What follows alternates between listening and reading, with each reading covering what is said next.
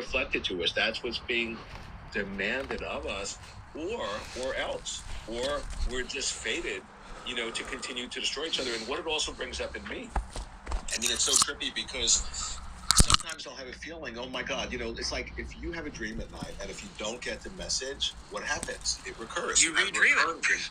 And then, but it gets more and more amplified and more intense until you finally get the message.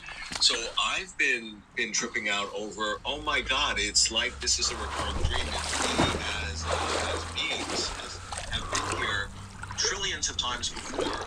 And then we've just blown ourselves up. And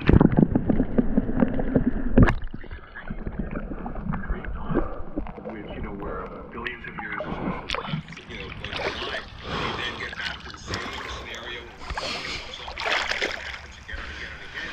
But maybe this time is the time in our consciousness to recognize what we're actually unconsciously doing, that we're unconsciously killing ourselves, that we've gone out of our mind.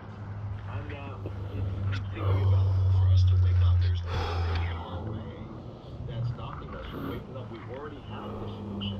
I mean, that's one of, if there's a message that I have for people, it's like, we already possess the medicine.